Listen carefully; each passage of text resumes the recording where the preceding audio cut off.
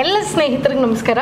ಜ್ಞಾನಗಂಗೋತ್ರಿ ಸ್ಪರ್ಧಾತ್ಮಕ ಪರೀಕ್ಷಾ ತರಬೇತಿ ಕೇಂದ್ರ ವಿಜಯನಗರ ಬೆಂಗಳೂರು ಇವರ ಯಶೋಗಾಥೆಯ ಮುಂದುವರಿಕೆಯ ಈ ಸಂಚಿಕೆಗೆ ಎಲ್ಲರಿಗೂ ಸ್ನೇಹಿತರೆ ಅತ್ಯಂತ ಆತ್ಮೀಯವಾದ ಸ್ವಾಗತವನ್ನು ಕೋರ್ತಾ ಇದ್ದೀನಿ. ಇದೇ ಮೊದಲನೇ ಬಾರಿಗೆ ಜ್ಞಾನಗಂಗೋತ್ರಿಯ ಯಶೋಗಾಥೆಯ ಈ ಪಯಣದ ಸರಣಿಯಲ್ಲಿ ಪ್ರಥಮ ಬಾರಿಗೆ ಎರಡನೇ ಸಲ ಫಸ್ಟ್ ರ್ಯಾಂಕ್ ಬಂದಂತಹ ಅಭ್ಯರ್ಥಿಯನ್ನು ಮತ್ತೊಮ್ಮೆ ನಿಮ್ಮ ಮುಂದೆ ಕರ್ಕೊಂಡು ಬಂದಿದ್ದೀವಿ.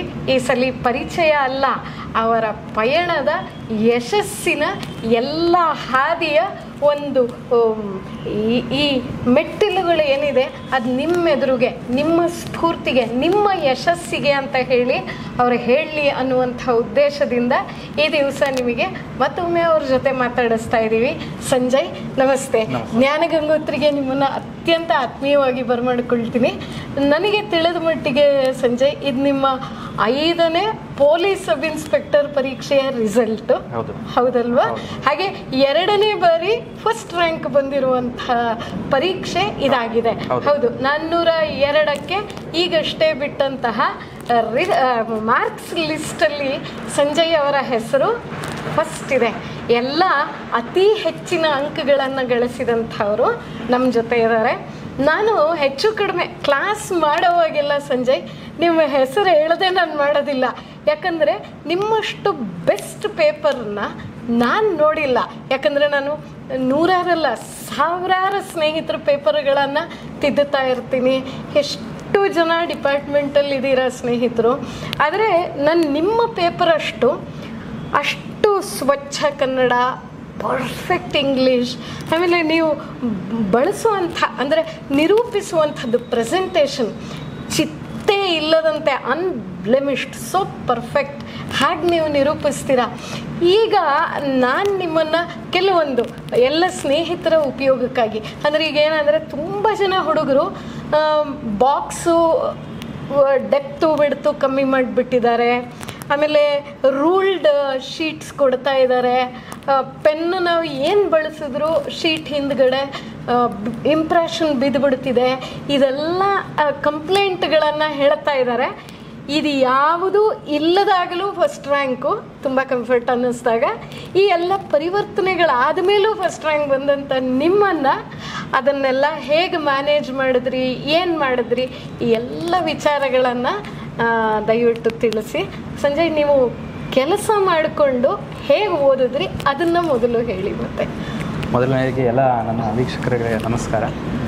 ಮೇಡಮ್ ಹೇಳಿದಾಗೆ ಮೇಡಮ್ ಇನ್ನೂ ಮರ್ತಿಲ್ಲ. 4 ವರ್ಷದ ಹಿಂದೆ ಮೇಡಮ್ ಅವರು ನನ್ನ ಪೇಪರ್ನ ವ್ಯಾಲ್ಯೂಯೇಷನ್ ಮಾಡಿದ್ದು. ಇನ್ನು ಅವರು ನಾನು ಹೇಗೆ ಬರೀತಿದ್ದೇನೋ ನೆನ್ಪಿಟ್ಕೊಂಡಿರೋದಕ್ಕೆ ತುಂಬ ಧನ್ಯವಾದಗಳು ಮೇಡಮ್. ಮೊದಲನೇದಾಗಿ ಏನು ಎಸ್ಸೆ ಪೇಪರು ಈಗ 545 ಬರೆದಿದ್ವಿ, 402 ಬರೆದಿದ್ವಿ. 545 ನಾನು ಎಕ್ಸ್ಪೆಕ್ಟ್ ಮಾಡ್ದಂಗೆ ಏನು ಅಷ್ಟೊಂದು ಬರಲಿಲ್ಲ ಸ್ಕೋರು. ಬಟ್ ಸ್ವಲ್ಪ ಪ್ಲ್ಯಾನ್ ಚೇಂಜ್ ಮಾಡಿದೆ 402ಗೆ. Back to back 6 months gap ಇದ್ದಿದ್ದರಿಂದ ಅದು ಸ್ವಲ್ಪ ಸಕ್ಸಸ್ ಆಗಿ 37.5 ಏನೋ ಬಂದಿದೆ. ಫಸ್ಟ್ ಟೈಮ್ ನಾನು RSI ಬರೆದಾಗ 44.5 KSIS ಸಬ್ ಇನ್ಸ್ಪೆಕ್ಟರ್ದು 2 ಸರಿನೂ ಕೊಟ್ಟಿದ್ರು. ಅವಾಗ ಬೇರೆ ಸ್ಟ್ರಾಟಜಿ, ಇವಾಗ ಸ್ವಲ್ಪ ಸ್ಲೈಟಾಗಿ ಚೇಂಜ್ ಆಯಿತು. ಯಾಕಂದರೆ 4-5 ಇಯರ್ಸ್ ಗ್ಯಾಪಲ್ಲಿ ತುಂಬ ಚೇಂಜ್ ಆಗುತ್ತೆ. ಹಾಗಾಗಿ ಸ್ವಲ್ಪ ಸ್ವಲ್ಪ ಅಪ್ಡೇಟ್ ಮಾಡ್ಕೊಂಡಿದ್ದೆ. ನನ್ನ ಎಸ್ಸೆ ಆಗಿರ್ಬೋದು, ಸ್ವಲ್ಪ ಟ್ರಾನ್ಸ್ಲೇಷನ್ ಆ್ಯಂಡ್ ಪ್ರಿಸೈಸ್ ರೈಟಿಂಗು. ಯಾಕಂದರೆ ನೀವು ಹೇಳ್ದಂಗೆ ಸ್ವಲ್ಪ ಬಾಕ್ಸ್ಗಳು ಲಿಮಿಟೇಷನ್ಸ್ ಇದ್ವು. 545 ನಾವೇನು ಬರೆದ್ವಿ KEAದವ್ರು ಕೊಟ್ಟಿದ್ದು, ಅದು ಸ್ವಲ್ಪ ಬಾಕ್ಸು ಮತ್ತು ಲೈನು ಇವೆಲ್ಲ ಬಂದು ಸ್ವಲ್ಪ ಡಿಫ್ರೆಂಟ್ ಆಗಿತ್ತು. ಅಗೇನ್ 402 ಅದೇ ಇನ್ಸ್ಟಿಟ್ಯೂಟ್ ಮಾಡಿದ್ರಿಂದ ಗೊತ್ತಾಗಿತ್ತು ಸ್ವಲ್ಪ ಹೇಗೆ ನಾವು ಇಂಪ್ರೂವೈಸ್ ಮಾಡ್ಕೋಬೇಕಂತ. ಸೊ ಹಾಗಾಗಿ ನನಗೆ ಅದೊಂದು ಸ್ವಲ್ಪ ಹೆಲ್ಪ್ ಆಯಿತು. ಅಂದರೆ ನಾನು ಬರೆದಿದ್ದನ್ನು ತಮಗೂ ಸ್ವಲ್ಪ ಶೇರ್ ಮಾಡ್ತಿದ್ದೆ ನಾನು ಆನ್ಲೈನಲ್ಲಿ. ನೀವು ಸ್ವಲ್ಪ ವ್ಯಾಲ್ಯೂಯೇಷನ್ ಮಾಡಿ ಅದು ಏನೇನು ಪ್ರೋಸ್ ಆ್ಯಂಡ್ ಕಾನ್ಸ್ನ ನನಗೆ ಹೇಳಿ ಅದೊಂದು ಸ್ವಲ್ಪ ಬ್ರಷ್ ಅಪ್ ಮಾಡಿದ್ದು ನನಗೆ ಇಂಪ್ರೂವೈಸ್ ಆಯಿತು ಮೇಡಮ್. ಅದೊಂದು ನನಗೆ ಪ್ಲಸ್ ಪಾಯಿಂಟ್ ಆಯಿತು. ಡೆಫಿನೆಟ್ಲಿ ಅದು ಚೇಂಜಿಂಗ್ ಟ್ರೆಂಡ್ ಜೊತೆಗೆ ನೀವು you are running with the pace of whatever is happening in the examinations. ಅದೇ ಮತ್ತೆ ಪರಿವರ್ತನೆಯೊಂದಿಗೆನೇ ಪರಿವರ್ತನೆ ನೀವು ಮಾಡ್ಕೊಳ್ತಾ ಇದ್ದೀರಾ. ಪೇಪರ್ ಕಳಿಸಿದ್ರಿ, ನಾ ಇವ್ಯಾಲ್ಯೂಯೇಷನ್ ಮಾಡಿದೆ. ಬಟ್ ನಾ ಯಾವಾಗೂ ಸಂಜಯ್ ಒಂದು ಮಾತು ಎಲ್ಲ ಸ್ನೇಹಿತರಿಗೆ ಹೇಳ್ತೀನಿ, ನಾನು ಬರಿ ಅಂತಂದರೆ ಸಂಜಯ್ ಯಾವತ್ತೂ ನನ್ನ ಪ್ರಶ್ನೆ ಮಾಡಲಿಲ್ಲ, ಇದು ಯಾಕೆ ಮೇಡಮ್ ಬರಿಬೇಕು ಅಂತ. ನಾಳೆ ಬೆಳಗ್ಗೆ, ಯಾಕಂದರೆ ಇವಾಗ ಕ್ಲಾಸಲ್ಲಿ ಕೂತವರು ಮ್ಯಾಮ್ ಆರ್ಟಿಕಲ್ ಅಷ್ಟು ಇಂಪಾರ್ಟೆಂಟಾ, ಪಂಕ್ಚುಯೇಷನ್ ನೀವು ಕೇಳಬೇಡಿ, ನಾ ಏನು ಹೇಳ್ತೀನಿ ಮಾಡಿ ಅಂತಿರ್ತೀನಿ. Never did Sanjay question me ಮಾಡ್ತಾ ಇದ್ರು. You have to follow the discipline ಅಂತ ಹೇಳ್ಬಿಟ್ಟು. ಈ ಕೆಲಸ ಮಾಡ್ತಾ ನೀವು ಹೆಂಗ್ ಮಾಡಿದ್ರಿ? ಅದೇ ಮೇಡಮ್, ಕೆಲಸ ಸಿಗಕ್ಕಿಂತ ಮುಂಚೆ ಹಾರ್ಡ್ ವರ್ಕ್ ತುಂಬಾ ಇಂಪಾರ್ಟೆಂಟ್. ಕೆಲಸ ಸಿಕ್ಕಿದ್ಮೇಲೆ ಸ್ವಲ್ಪ ಸ್ಮಾರ್ಟ್ ವರ್ಕ್ ತುಂಬಾ ಇಂಪಾರ್ಟೆಂಟ್. ಅದಕ್ಕಿಂತ ಹಾರ್ಡ್ ವರ್ಕ್ ಇಂತ ತುಂಬಾ ಇಂಪಾರ್ಟೆಂಟ್. ಹಾಗಾಗಿ ಅದೇ ಸಮ್ ಸ್ಪೆಸಿಫೈಡ್ ಟೈಮ್ ಟೇಬಲ್ಸ್ ಹಾಕೋಬೇಕು. ನಾವು ಯಾವ ಸಬ್ಜೆಕ್ಟ್ ಸ್ಟ್ರಾಂಗ್ ಇರ್ತೀವಿ ಅದಕ್ಕೆ ಸ್ವಲ್ಪ ಲೆಸ್ ಟೈಮಿಂಗ್ ಕೊಟ್ಟು, ಯಾವ್ದು ವೀಕ್ ಇರ್ತೀವಿ ಆಮೇಲೆ ಪೇಪರಲ್ಲಿ ಯಾವ್ದೊಂದು ಜಾಸ್ತಿ ಯಾವ ಸಬ್ಜೆಕ್ಟ್ನ ಫೋಕಸ್ ಮಾಡ್ತಾರೆ ಅಂದರೆ ಕರೆಂಟ್ ಅಫೇರ್ಸ್ ಜಾಸ್ತಿ ಅಪ್ಡೇಷನ್ ತಗೊಳುತ್ತೆ. ಯಾಕಂದರೆ ಜಾಬ್ ಮಾಡ್ಕೊಂಡು ಓದೋದ್ರಿಂದ ನಮಗೆ ಫುಲ್ಲು ಈಗ ಹೊರಗಡೆ ಲೈಬ್ರರಿಲಿ ಪೇಪರ್ ಓದ್ತಾರಲ್ಲ ಆ ಥರ ನಮಗೆ ಪೇಪರ್ ಓದೋದಕ್ಕಾಗಲ್ಲ. ಅಂಥ ಟೈಮಲ್ಲಿ ಸ್ವಲ್ಪ ಕಂಪೈಲ್ಡ್ ಮ್ಯಾಗ್ಝಿನ್ಸು ಯಾವ್ದು ಬರುತ್ತೆ ಆ ಥರ ಮ್ಯಾಗ್ಝಿನ್ಸ್ನ ಸ್ವಲ್ಪ, ಆಮೇಲೆ ಯಾವುದು ಜಾಸ್ತಿ ಫೋಕಸ್ ಮಾಡಿ ಡೆಪ್ತಾಗಿ ಯಾವ ಸಬ್ಜೆಕ್ಟ್ನ ಫೋಕಸ್ ಮಾಡ್ತಾರೆ. ಈಗ ಹಿಸ್ಟ್ರಿ ಎಲ್ಲ ಅಷ್ಟೊಂದೇನು ಮಾಡ್ತಾ ಇಲ್ಲ, ಬೇರೆ ಎಕನಾಮಿ, ಎನ್ವಿರಾನ್ಮೆಂಟು, ಕರೆಂಟ್ ಅಫೇರ್ಸ್ನ ಜಾಸ್ತಿ ಫೋಕಸ್ ಮಾಡ್ತಾರೆ. ಅಂಥ ಒಂದು ಸಬ್ಜೆಕ್ಟ್ನ ಜಾಸ್ತಿ ಫೋಕಸ್ ಮಾಡಿ ನಾವು ಯಾವುದರಲ್ಲಿ ಲ್ಯಾಕಿಂಗ್ ಆಗಿದ್ದೀವಿ ಅಂದರೆ ಜಾಬ್ಗೆ ಹೋಗೋವಂಥವ್ರಿಗೆ ನಾನು ಹೇಳ್ತಾ ಇರೋದು, ಎಲ್ಲರೂ ಎಲ್ಲ ಸಬ್ಜೆಕ್ಟಲ್ಲೂ ವೀಕ್ ಇರಲ್ಲ, ಯಾವುದ್ರಲ್ಲೂ ಸ್ಟ್ರಾಂಗ್ ಇರ್ತಾರೆ, ಯಾವುದ್ರಲ್ಲಾದ್ರೂ ವೀಕ್ ಇರ್ತಾರೆ. ಆ ಒಂದು ನಮ್ಮ ಫೋಕಸ್ ಏರಿಯಾ ಯಾವುದು ಇರುತ್ತೆ ಅದನ್ನು ನಾವು ನೋಡಿಕೊಂಡು ಎಲ್ಲಿ ನಮ್ಮ ವೀಕ್ ಪಾಯಿಂಟ್ಸ್ ಇರುತ್ತೆ ಅದನ್ನು ನಾವು ಸ್ಟ್ರಾಂಗ್ ಮಾಡ್ತಾ ಹೋದರೆ ಆಬ್ವಿಯಸ್ಲಿ ಸಕ್ಸಸ್ ಆಗ್ಬೋದು. ಅದೇ ಸಂಜಯ್ ಹೇಳಿದ್ದ strategy, strengthen the strengths, weaken the weaknesses ಅಂತ ಹೇಳ್ತಾ ಇದ್ದಾರೆ. ಅದಕ್ಕೆ ನಮ್ಮ ಸ್ಟ್ರೆಂತ್ ಮೇಲೆ ಹೆಚ್ಚಿನ ಫೋಕಸ್ಸನ್ನು ಹಾಕಬೇಕು ಅಂತ ಹೇಳಿ. ಹೌದು ಸಂಜಯ್, ಸೆಕೆಂಡ್ ಪೇಪರ್ಗೆ, ಈಗ ಫಸ್ಟ್ ಪೇಪರ್ಗೆ ನೀವು ಟ್ರಾನ್ಸ್ಲೇಷನು, ಪ್ರಿಸಿ ಅಥವಾ ಎಸ್ಸೆ ನೀವು ಟ್ರೆಂಡ್ ಜೊತೆಗೆ ಬದಲಾದ್ರಿ, ಕರೆಕ್ಷನ್ ಕಳಿಸಿದ್ರಿ, ಯಾವುದೋ ಒಂದು ಸ್ವಲ್ಪ ಕರೆಕ್ಷನ್ ಮಾಡಿದ್ದು, ಅವಾಗ ಹಾರ್ಡ್ ವರ್ಕು ಇವಾಗ ಸ್ಮಾರ್ಟ್ ವರ್ಕು ಇದು. ಆಮೇಲೆ ಪರೀಕ್ಷೆ ನಡೆಸೋ ಇನ್ಸ್ಟಿಟ್ಯೂಷನ್ಸಿನ ಮೆಂಟಾಲಿಟಿಯನ್ನು ಕೂಡ ನೀವು ಫಾಲೋ ಮಾಡಿದ್ರಿ ಅನ್ನುವಂಥದ್ದನ್ನು ನೀವು ತಿಳಿಸಿದ್ದೀರಾ. ಈಗ ನಿಮ್ಮ ಪೇಪರ್ 2ಗೆ ನೀವು ಎಕ್ಸ್ಟ್ರಾ ಏನು ಮಾಡಿದ್ರಿ? ಯಾಕಂದರೆ ನಾವು ನೋಡಿದ ಹಾಗೆ 5 ಪರೀಕ್ಷೆ ಅಂದೆ, ಫಸ್ಟ್ ರ್ಯಾಂಕ್ ಬಂದ್ರಿ, ಆಮೇಲೆ ಸೆಕೆಂಡ್ ರ್ಯಾಂಕು, ಆಮೇಲೆ 185th 184th, ತಿರ್ಗಾ ಮತ್ತೆ you have come back to first rank. So ಈ ಶಟ್ಲಿಂಗಲ್ಲಿ ನೀವು ಸೆಕೆಂಡ್ ಪೇಪರ್ಗೆ ಏನೇನು ಸ್ಟ್ರಾಟಜಿಯನ್ನು ಬಳಸಿದ್ರಿ ಅಂತ? ಅದೇ ಮೇಡಮ್, ನೀವು ಹೇಳ್ದಂಗೆ ಒಂದೊಂದು ಪೇಪರ್ಗೆ ನಾವು ಒಂದೊಂದು ರ್ಯಾಂಕ್ ಬರ್ತೀವಿ ಅಂದಾಗ quality of the paper depends ಆಗುತ್ತೆ. ಅಂದರೆ ನಾವು ಯಾವ ಥರ ನಾವು ಪೇಪರ್ ಅಂದರೆ ನಾವು ಓದ್ಬೇಕಾದ್ರೆ ಕೋರ್ ಸಬ್ಜೆಕ್ಟ್ಸ್ನ ನಾವು ಯಾವ ಥರ ಸ್ಟಡಿ ಮಾಡಿರ್ತೀವಿ. ಸೊ ನಾವು ಈಗ ಎಲ್ಲರೂ ಗೊತ್ತು 545 ಸ್ಕ್ಯಾಮ್ ಬ್ಯಾಚಲ್ಲಿ ಯಾವ ಥರ ಪೇಪರ್ ಕೊಟ್ಟರು, 545 ರೀ ಎಕ್ಸಾಮಲ್ಲಿ ಯಾವ ಥರ ಕೊಟ್ಟರು, ಮೊನ್ನೆ 402 ಯಾವ ಥರ ಕಂಪ್ಲೀಟ್ಲಿ ಕಾಂಟ್ರಾಸ್ಟ್. 545 ಇದ್ದಂಗೆ ಸೇಮ್ ಇನ್ಸ್ಟಿಟ್ಯೂಟ್ ಆದ್ರೂ KA ಪೇಪರ್ನ KENರವರೇ ಪೇಪರ್ನ ಮಾಡಿದ್ರು ಸಹ 545 ವಾಸ್ ಕಂಪ್ಲೀಟ್ ಡಿಫ್ರೆಂಟ್ ದ್ಯಾನ್ 402. ಹಾಗಾಗಿ ನಮ್ಮ ಸ್ಟ್ರಾಟಜಿ ಯಾವಾಗಲೂ ಹೇಗೆ ಅಪ್ರೋಚ್ ಇರಬೇಕಂದ್ರೆ ಅವ್ರು ಯಾವ ಥರ ಕೊಟ್ಟರು ನಾವು ಅದನ್ನ ಕ್ರ್ಯಾಕ್ ಮಾಡೋಂಗೆ ಇರಬೇಕು. ನಾನು ಒಂಥರ ಮಾಡ್ಕೊಂಡು ಹೋಗ್ತೀನಿ ಅಂದರೆ ಆ ಥರ ಬರಲ್ಲ. ಎಕ್ಸ್ಪೆಕ್ಟ್ ಅನ್ಎಕ್ಸ್ಪೆಕ್ಟೆಡೇ ಅಲ್ಲಿ ನಮಗೆ ಬರೋ ಅಂಥ ಪೇಪರ್ಸು. ಹಾಗಾಗಿ ಸೊ ಇದು ಬಂದು ನಾನು ಸ್ಟಡಿ ಮಾಡಿದ್ದು ಸ್ವಲ್ಪ ಅನಲೈಸಿಂಗ್ ಮಾಡೋ ಮೆಥಡ್. ಯಾಕಂದ್ರೆ KSಗೆ ಪ್ರಿಪೇರ್ ಆಗಿರೋದ್ರಿಂದ ಮೇಡಮ್ ನಾನು ಪ್ರಿಲಿಮ್ಸ್ ವೇ ಅಲ್ಲಿ ನಾನು ಥಿಂಕ್ ಮಾಡಿದ್ದು. ಯಾಕಂದ್ರೆ ಈ ಸರಿ ಪ್ರಿಲಿಮ್ಸ್ನು completely it was one of the toughest paper in the history of KPSC. ಹಾಗಾಗಿ ಅದಕ್ಕೆ ಪ್ರಿಪೇರ್ ಆಗಬೇಕಾದ್ರೆ ನಾವು ಕಂಪ್ಲೀಟ್ಲಿ ಸ್ವಲ್ಪ ಸ್ಟ್ಯಾಂಡರ್ಡ್ ಆಗಿ ಪ್ರಿಪೇರ್ ಆಗಬೇಕು ಮೇಡಮ್. ಒನ್ ಲೈನ್ ವರ್ಡ್ಸ್ನ ಅವಾಯ್ಡ್ ಮಾಡಬೇಕು, ರೀಸನಿಂಗ್ನ ಅನಲೈಸ್ ಮಾಡಬೇಕು. ಆ ಥರ ಎಲ್ಲ ಮಾಡೋದ್ರಿಂದ ನಾಲೆಡ್ಜ್ ಗೇನ್ ಆಗೋದ್ರಿಂದ ಈಸಿ ಪೇಪರ್ ಬಂದರೆ ಓಕೆ, ಟಫ್ ಬಂದ್ರೂ it will be beneficial for us only. ಹಾಗಾಗಿ ಆಮೇಲೆ ನಾವೇನು ಎಕ್ಸಾಮ್ ಬರೀಬೇಕಾದ್ರೆ ಫಸ್ಟ್ ರ್ಯಾಂಕ್ ಬರಬೇಕು ಅಂತಲೇ ಏನು ಬರೆಯಲ್ಲ ನಾವು ಏನಿರುತ್ತೆ ಆ ಪೇಪರ್ ನೋಡಿದಾಗ ಇವನ್ ನಮಗೂ ಟೈಮ್ ಶಾರ್ಟೇಜ್ ತುಂಬ ಆಯಿತು. ಯಾಕಂದರೆ ನಮಗೆ PSI ಎಕ್ಸಾಮ್ ಬಂದು 90 minutes for each question we will be having 45 seconds. ನಮಗೆ ಕ್ವಶನ್ ಅದನ್ನು ಓದೋದಕ್ಕೆ 30 seconds 35 ಸೆಕೆಂಡ್ ರೌಂಡ್ ಸ್ಕ್ರೀನಿಂಗ್ ಮಾಡೋಕ್ಕೂ ಆಗಲ್ಲ. ಹಾಗಾಗಿ it's a complete different strategy one compare to previous 545 paper ಇತ್ತು. ಹಾಗಾಗಿ ಸ್ವಲ್ಪ ಟೈಮ್ ಮ್ಯಾನೇಜ್ಮೆಂಟ್ ತುಂಬ ಇಂಪಾರ್ಟೆಂಟ್ ಆಯಿತು. ನನಗೆ KS ಅಲ್ಲಿ ಆಗಿದ್ದು ಸ್ವಲ್ಪ ಟೈಮ್ ಮ್ಯಾನೇಜ್ಮೆಂಟ್ ಅಲ್ಲಿ ಏರುಪೇರ್ ಆಯಿತು. ಸೊ ಅದನ್ನು ಇಲ್ಲಿ ತಪ್ಪು ಮಾಡ್ಕೊಳ್ಳಿಲ್ಲ. ಆದಷ್ಟು ಎಷ್ಟಾಗುತ್ತೆ ಅಷ್ಟು ಕ್ವಶನ್ಸ್ನ ನಾನು ನಿಯರ್ಲಿ ಟಚ್ಡ್ ಅಟ್ಲೀಸ್ಟ್ 95 to 96 ನಾನು ಅಪ್ರೋಚ್ ಮಾಡಿದೆ. ಅದು ನನಗೆ ಸ್ವಲ್ಪ ಸಕ್ಸಸ್ ಆಯಿತು. One compare to my friends ಸ್ವಲ್ಪ they reached up to 85 to 90 questions. ನಾನು ಅವ್ರಿಗಿಂತ ಒಂದು 5-6 ಕ್ವಶನ್ ಮುಂದೆ ಹೋಗಿದ್ದು ನನಗೆ ಅಲ್ಲೆಲ್ಲ ಹೆಲ್ಪ್ ಆಯಿತು ಅಂತ ಹೇಳ್ಬೋದು ಮೇಡಮ್. ಹೌದು, ಏನಂತಂದ್ರೆ ನಿಮ್ಮ ರೀಡಿಂಗ್ ಕಾಂಪ್ರಹೆನ್ಷನ್ನ ಸ್ಪೀಡ್ ಮಾಡ್ಕೊಂಡ್ಬಿಟ್ರಿ. ಅಂದ್ರೆ ಓದೋದು ಸ್ಪೀಡ್ ಆಯಿತು. KS ಬರೆದಿದ್ದ ಅನುಭವ ನಿಮಗೆ ಇಲ್ಲಿ ಸಹಾಯ ಆಯಿತು. ಕರೆಕ್ಟ್. ಅಲ್ಲಿ ರೀಡಿಂಗು ಜಾಸ್ತಿ ಮಾಡ್ಕೊಂಡ್ರಿ, ಕಾಂಪ್ರಹೆನ್ಷನ್ ಕೂಡ ಆ ಸ್ಪೀಡು ಈ ಸ್ಪೀಡು ಎರಡನ್ನೂ ಒಟ್ಟೊಟ್ಟಿಗೆ ನೀವು ಇನ್ಕ್ರೀಸ್ ಮಾಡ್ಕೊಳ್ತಾ ಬಂದ್ಬಿಟ್ರಿ. ಪುಸ್ತಕ ಅಂತ ಏನಾದರೂ ಸ್ಪೆಸಿಫಿಕ್ ಆಗಿ ಪೇಪರ್ 2ಗೆ ಏನಾದರೂ ಬಳಸಿದ್ರಾ ಅಂತ? ಅದೇ ನಾನು 4 years ಇಂದ ಮೇಡಮ್ ಯಾವ್ದು ಓದ್ತಾ ಇದ್ದೀನಿ, ಇವತ್ತಿಗೂ ನಾನು ಯಾವುದು ಮಾರ್ಕೆಟಿಂದ ಹೊಸ ಬುಕ್ ತಗೊಂಡಿಲ್ಲ. Compiled materials like current affairs ಓದ್ತೀನಿ, ಆಮೇಲೆ ಹಿಸ್ಟ್ರಿ ಬಂದು ಅದೇ ಸ್ಪೆಕ್ಟ್ರಮ್, ಆಮೇಲೆ ಇವ್ದು NCERTs ಬುಕ್ಸ್ಗಳು, ಆಮೇಲೆ ಪೊಲಿಟಿ ಲಕ್ಷ್ಮೀಕಾಂತ್, NCERT ನಮ್ಮ ಜಿಯೋಗ್ರಫಿ NCERTs, ಆ ಥರ ಎಲ್ಲ. ನಿಮ್ಮದು ಜ್ಞಾನ ಗಂಗೋತ್ರಿ ಕಂಪೈಲ್ಡ್ ಒಂದು ಪ್ರಿಲಿಮ್ಸ್ ಮೆಟೀರಿಯಲ್ ಇದೆ ಮೇಡಮ್, ಅದು ಎಕಾನಮಿ ಎಲ್ಲ ಚೆನ್ನಾಗಿ ಸ್ವಲ್ಪ ಕೊಟ್ಟಿದ್ದೀರಿ, ಚೆನ್ನಾಗಿ ಎಕಾನಮಿ ಅದು ಸ್ವಲ್ಪ ನನಗೆ ಹೆಲ್ಪ್ ಆಯ್ತು ಅದು. ಹಾಗಾಗಿ ಇನ್ನು ಕರೆಂಟ್ ಅಫೇರ್ಸ್ ಎಲ್ಲ ಬಂದು ನ್ಯೂಸ್ ಪೇಪರ್ಸ್ ಮೇಡಮ್, ಮಸ್ಟ್ ಅದು ಎವ್ರಿ ಡೇ ಅದು ಇದು ಮಾಡ್ತೀನಿ. ಇನ್ನು ಆಪ್ಟಿಟ್ಯೂಡು ಅದನ್ನು ಅಷ್ಟೇ, ದಿಶಾ ಪಬ್ಲಿಕೇಶನ್ಸ್ ಒಂದು ಬುಕ್ ಇದೆ, ಅದನ್ನೇ. ಅಂದರೆ ನಾನು ಹೇಳ್ತೇನಿಲ್ಲ ಹೊಸ ಬುಕ್ ಓದೋಕೆ ಟೈಮ್ ಇಲ್ಲ ಮೇಡಮ್, ಇರೋದನ್ನ ನಾವು ರಿವಿಷನ್ ಮಾಡಬೇಕು.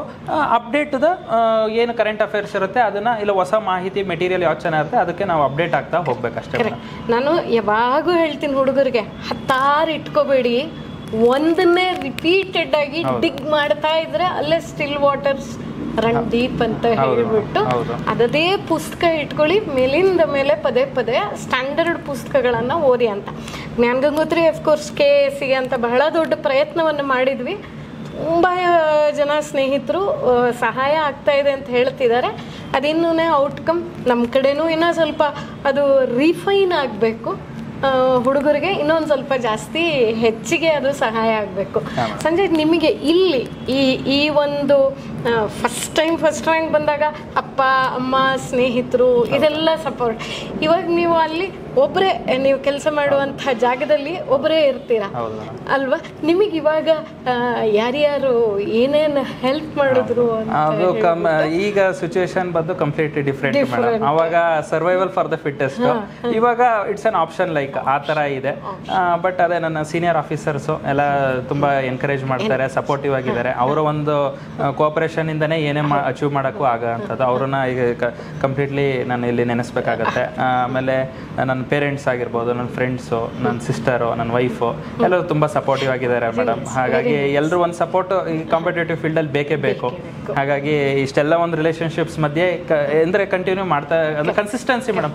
ಆ್ಯಕ್ಚುಲಿ 402 ನಾನು I completely give my the credit to my consistency ಅಷ್ಟೇ. ಯಾಕಂದರೆ ಅದು 6 months 1 year ಅಲ್ಲಿ ನಾನು ಆ ಪೇಪರ್ ಕ್ರ್ಯಾಕ್ ಮಾಡ್ತೀನಿ ಅಂದರೆ ನನ್ನ ಪ್ರಕಾರ ಇಟ್ಸ್ ಇಂಪಾಸಿಬಲ್. ನಾನು ಏನು ಓಲ್ಡ್ ನಾಲೆಡ್ಜ್ ಏನಿದ್ದಾವೆ 2, 3, 4 years ಇಂದ ನಾನು ಏನು ಕನ್ಸಿಸ್ಟೆನ್ಸ್ ಆಗಿ ಓದ್ತಾ ಬರ್ತಿದ್ದೆ, ಯಾವುದೋ ಒಂದು ಪೇಪರು, ಯಾವುದೋ ಒಂದು ಟೆಲಿಗ್ರಾಮ್ ಕ್ವಿಝಲ್ಲೋ, ಯಾವುದೋ ಒಂದು ಟೆಸ್ಟ್ ಸೀರೀಸ್ ಕ್ವಶನ್ಸ್ ನಾನು ಎನ್ಕೌಂಟ್ರು ಅಲ್ಲಿ ಏನು ಮಾಡಿದ್ದೆ, same questions have come here ಅಷ್ಟೇ. ಅಂದರೆ ನಾನು ಒಂದು ಪರ್ಟಿಕ್ಯುಲರ್ ಸೋರ್ಸ್ ಅಂತ ಹೇಳಕ್ಕೂ ಆಗಲ್ಲ, ತುಂಬ ಸೋರ್ಸಸ್ ಎಲ್ಲೋ ನಮ್ಮ ಒಂದು ಸಬ್ ಕಾನ್ಷಿಯಸ್ ಮೈಂಡಲ್ಲಿ ಇರುತ್ತೆ ಮೇಡಮ್. ಆ ಕ್ವಶನ್ಸ್ ನೋಡಿದಾಗ ಮೇ ಬಿ ದಿಸ್ ಲೈಕ್ 50-50 ಅಪ್ರೋಚ್ನ ನಾವು ಅಲ್ಲಿ ತುಂಬ ಈ 402 ಬಂದು ಕಂಪ್ಲೀಟ್ಲಿ ಇಟ್ಸ್ ವಾಸ್ 50-50 ಅಪ್ರೋಚ್ ತುಂಬ ಇದಾಗಿತ್ತು ಮೇಡಮ್. ಹಾಗಾಗಿ ನಿಮಗೆ ಹೌದು ಮೇಡಮ್, ಸಹಾಯ ಆಗಿತ್ತು ಅದು. ಹೌದು.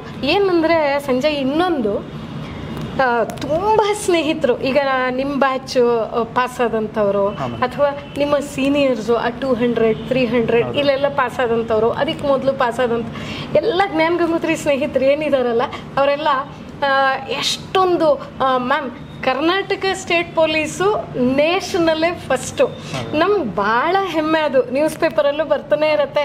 ಆಮೇಲೆ ಎಲ್ಲ ನಮ್ಮ ಸ್ನೇಹಿತರು ನಾನು ಭೇಟಿ ಮಾಡಿದಾಗ, ನಾನು ಫೋನ್ ಮಾಡಿದಾಗ ಅಥವಾ ನನಗೆ ಫೋನ್ ಮಾಡಿದಾಗ, ಮ್ಯಾಮ್ ಇದರಲ್ಲಿ ನಾವು ಫಸ್ಟ್ ಇದ್ದೀವಿ, ಕರ್ನಾಟಕ ನಾನಿದ್ದೀನಿ ಮ್ಯಾಮ್, ನಾನು ನಿಂತ್ಕೊಂಡು. ನೀವು ಆ ಥರದ ಯಾವುದಾದ್ರೂ ಅವಾರ್ಡ್ಸ್ನ ತಗೊಂಡ್ರಾ? ಯಾವುದಾದ್ರೂ ಆಪರೇಷನ್ಸಲ್ಲಿ ನೀವು ಭಾಗಿಯಾಗಿದ್ರ ಅಂತ? ಅಂದರೆ ಮೇಡಮ್ ಅದೇ ಅವಾರ್ಡ್ಸ್ ಅಂತ ಬಂದರೆ ಅದೇ ಟ್ರೈನಿಂಗಲ್ಲಿ ಇಂಡೋರ್ ಬೆಸ್ಟ್ ಪ್ರೊಫೆಷನರ್ ಅಂತ DG and IGP ಅವಾರ್ಡ್ ಆಗಿದೆ ಮೇಡಮ್. ಹಾಗಾಗಿ ಇದೊಂದು ನನ್ನ ಅಂದರೆ ಅಚೀವ್ಮೆಂಟ್ ಅಂತ ಹೇಳ್ಬೋದು. ಇನ್ನು ಅದೇ Karnataka state police always number 1 because the quality of students ಅವರು ಹೇಗೆ ಒಳಗಡೆ ಬಿಟ್ಕೊತಾರೆ, ಅವ್ರು ಅಂಥ ಸ್ಟೂಡೆಂಟ್ಸ್ ಇದ್ದಾರೆ. ಸೊ ಅದರಿಂದ ದ ಕ್ವಾಲಿಟಿ ಆಫ್ ಎಕ್ಸಾಮಿನೇಷನ್ ಇಂದ ಇದು Karnataka state police is best quality recruitment ಅಂತ ಹೇಳ್ಬಿಟ್ಟು. ಸಂಜಯ್, ನೀವು PSI ಬಿಟ್ಟು ಅಂದ್ರೆ ಪೊಲೀಸ್ ಸಬ್ ಇನ್ಸ್ಪೆಕ್ಟರ್ ಬಿಟ್ಟು ಬೇರೆ ಯಾವುದೇ ಪರೀಕ್ಷೆಗಳನ್ನ ಅಟೆಂಪ್ಟ್ ಮಾಡ್ಲಿಲ್ವಾ ಅಥವಾ ಹೆಂಗೆ? ಅಂದ್ರೆ 1-2-3 years ಇಂದ ಯಾವುದೇ ರಿಕ್ರೂಟ್ಮೆಂಟ್ಸ್ ಆಗಿಲ್ಲ ಮೇಡಮ್. ಅದೇ ನೆಕ್ಸ್ಟ್ ಈಗ ತುಂಬಾ ಎಕ್ಸಾಮ್ಸ್ ಇದಾವೆ, ಲೈಕ್ KS ಇದೆ, ಗ್ರೂಪ್ B ಪೋಸ್ಟ್ಸ್ ಇದಾವೆ. ಸೊ ಕನ್ಸಿಸ್ಟೆನ್ಸಿ ಇರೋದ್ರಿಂದ ಬರೀತೀನಿ. So if it's goes on well ಮುಂದಕ್ಕೆ ಹೋಗ್ತೀನಿ. I am happy with it. You are happy with whatever you are doing. So not particular that you have to jump away or you have to stay back. ಹೆಂಗ್ ಬಂದ್ರೆ ಹಂಗೆ ತಗೊಳ್ಳೋ ಅಷ್ಟು space ನಿಮ್ಗಿದೆ ಅಂತ. So you are enjoying your job. But I am enjoying Karnataka Police. Seriously, ಎಲ್ಲ ಸ್ನೇಹಿತರು ತುಂಬ ನೀವು you are making the nation, the state and Jnana Gangotri more proud. ನಾನಂತೂ ಭಾಳ ಹೆಮ್ಮೆ ಪಡ್ತಾ ಇರ್ತೀನಿ, ನಾ ಹೇಳ್ತಾನೂ ಇರ್ತೀನಿ.